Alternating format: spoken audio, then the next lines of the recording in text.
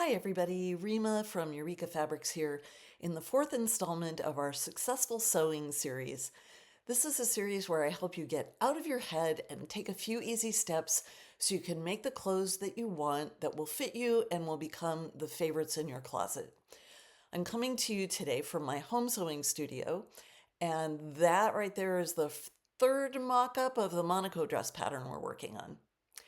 Today we're going to talk about the most common easy fitting fixes. These won't solve everyone's problems, but it'll be a really good start for 90% of us. First thing to know, when you're choosing your size, don't measure your full bust. You want to measure your high bust, which will give you the correct measurement for your frame. That will make the neckline, the shoulders, and the armhole fit you correctly. Then, if you need extra room, you do a full bust adjustment for the girls.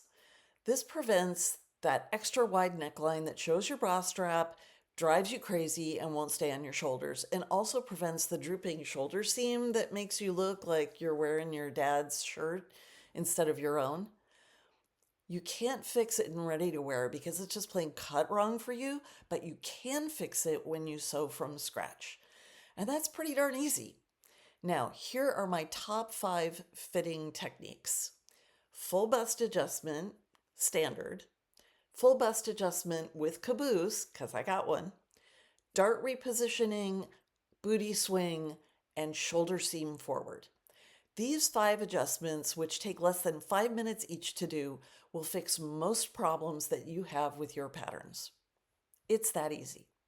I've put together a YouTube playlist called Top 5 Fitting Techniques for you.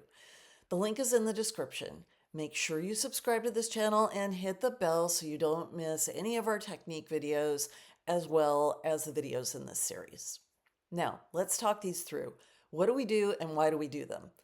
Most ladies of a certain age experience having their bust line expand, even if you don't have a weight problem. Measuring based on your high bust actually measures your frame, so you choose the right size. And then doing a full bust adjustment will make your neckline the right width, put the shoulder seam on your shoulder where it belongs, and then you do the full bust adjustment to make room for the ladies. This is the one that's going to be the most useful for you.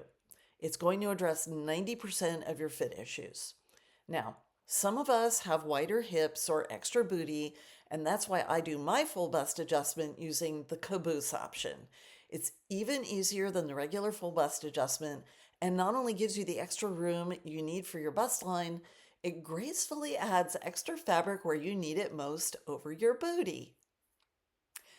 And for patterns that don't need a full bust adjustment, I still use the booty swing simply because I like my tops longer and flared. The thing about adjusting patterns is, for some reason, it works way better to either implode or explode the pattern from the inside rather than trimming or adding around the edges.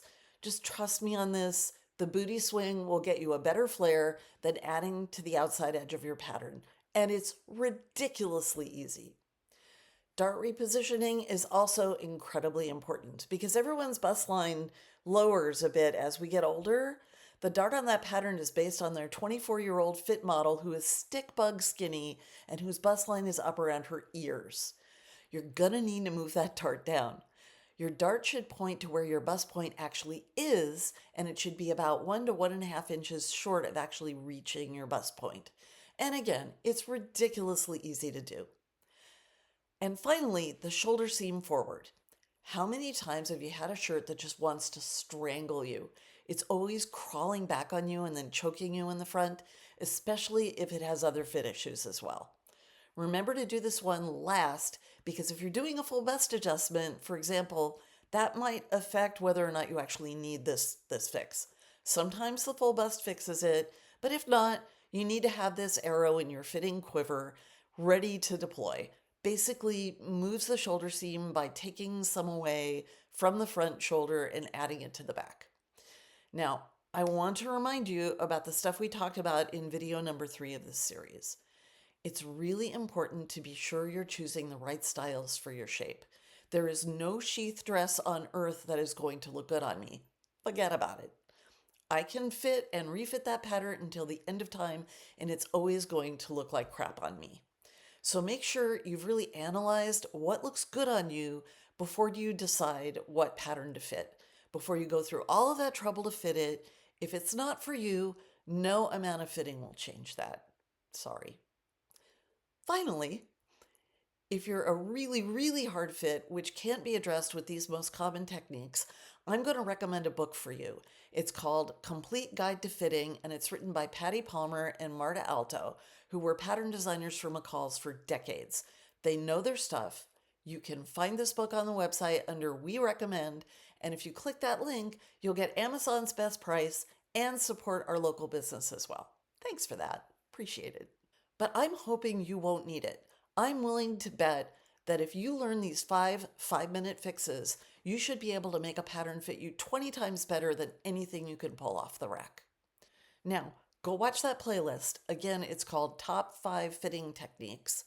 And stay tuned for our next video. You're going to love this one. It's all about how to overcome and utterly defeat those confusing and downright stupid sewing instructions that come with your pattern. See you next time.